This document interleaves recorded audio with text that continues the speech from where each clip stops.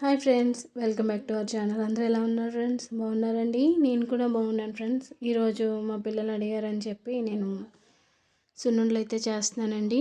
దానికోసం అయితే నేను 1 కిలో మినపగుళ్ళు అయితే తెప్పించాను. తర్వాత ఏమో 1 కిలో నెయ్యి అయితే ఆల్రెడీ ఫ్రిడ్జ్లో పెట్టానండి. తీసుకుని ఒక 10 days అవుతుంది. ఇప్పుడు దాన్ని కాగబెట్టాలి నెయ్యిని. తర్వాత నెక్స్ట్ ఒక 2 కిలోల బెల్లం అయితే తెప్పించానండి.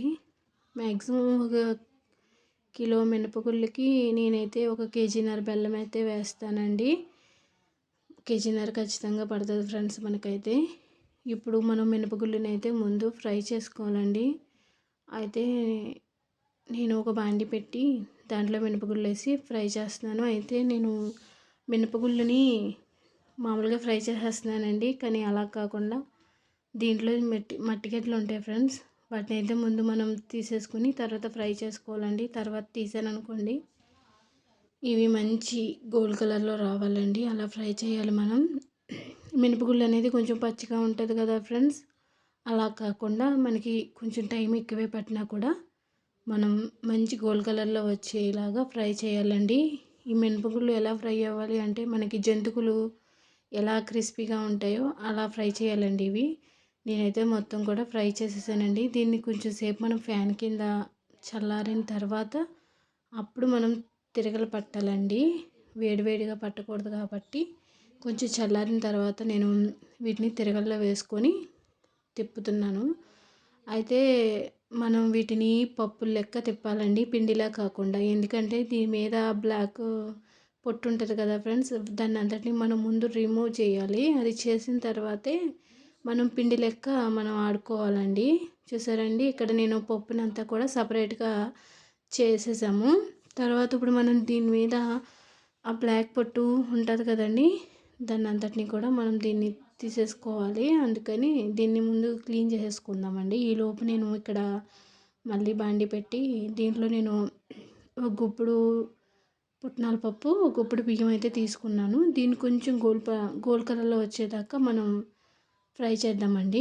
చూసారండి, ఇక్కడ మొత్తం కూడా నేను బ్లాక్ పొట్టు అయితే తీసేసాను. అయితే ఇంకొంచెం ఉంటుంది ఫ్రెండ్స్, మరి మొత్తం తీసేస్తే మనకి సున్నుండలు అంత టేస్ట్ ఉండదు.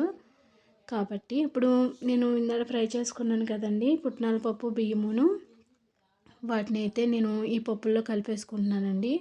మొత్తం అంతా కూడా కలిసేలా కలిపేసుకొని ఇంకా మనం తిరగల్లో పిండి పట్టేసుకోవటమే ఫ్రెండ్స్. చాలామంది అయితే మిల్లుకి ఇచ్చేస్తారండి. దానివల్ల ఏంటంటే మనకి చాలా మెత్తగా అయిపోయి మనం వంటలు చుట్టి తిన్నప్పుడు మనకి నోటికి అంటుకుపోతుందండి.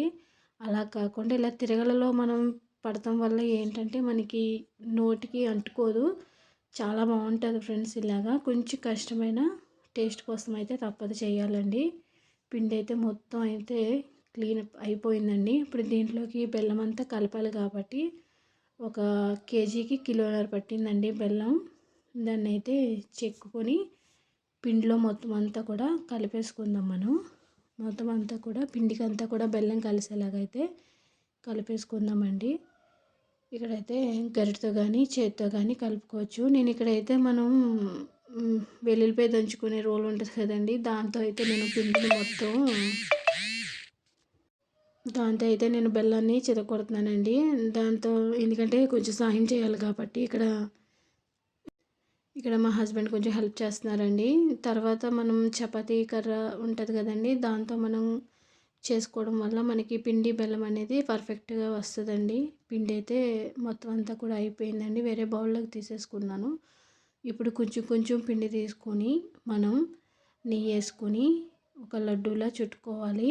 మొత్తం పిండిలో కలిపేసుకున్న పొడి పారిపోతుంది. కొంచెం కొంచెం పిండి తీసుకొని మనం వీటిని లడ్డూలా చేసుకుంటే మనకి మంచి పర్ఫెక్ట్గా వస్తాయండి సున్నుండలు అనేది. ఇక్కడ నెయ్యి అయితే కొంచెం ఎక్కువనే వేసుకుంటున్నాము. కిలోకి కిలో అయితే వేసారండి, ఎందుకంటే మామూలుగా అయితే మా పిల్లలు నెయ్యి ఇష్టపడరు. అందుకని ఇలా సున్నుండలు చేసినప్పుడు మా మమ్మీ కొంచెం నెయ్యి ఎక్కువ వేస్తారండి మా పిల్లల కోసం. అప్పుడు లడ్డూలు కూడా చాలా బాగుంటాయి ఫ్రెండ్స్ నెయ్యి ఎక్కువ వేసుకోవటం వల్ల. ఇక్కడైతే నేను కూడా చుడుతున్నానండి. ఇంకా ఒక 1/2 కిలో పిండి అయితే ఉండిపోయింది. ఒక 1/2 కిలో అయితే పిండి చుట్టాను. ఇంకో 1/2 కిలో అయితే ఉండిపోయింది. మొత్తం లడ్డూలు అయితే చుట్టేసాను. కిలోకి ఒక 75 లడ్డూస్ అయితే అయినాయండి, 75. చాలా బాగా వచ్చినాయండి లడ్డూలు. సున్నుండలు అయితే మనం కొంచెం కష్టమైన ఇలా చేసుకుంటే చాలా బాగుంటాయి ఫ్రెండ్స్. ఖచ్చితంగా ఇలాగే చేయండి. మిల్లుకి ఇచ్చేసుకుని పిండిలాగా నోటికి అంటుకుపోకుండా ఇలా చేయటం వల్ల మనకి సున్నుండలు మంచి పర్ఫెక్ట్గా చాలా బాగా వస్తాయండి. సున్నుండలు అయితే మొత్తం అయిపోయినాయి ఫ్రెండ్స్. చేసేసామండి. వీడియో అయితే ఎలా ఉందో కామెంట్ చేయండి, లైక్ చేయండి, షేర్ చేయండి. Bye friends.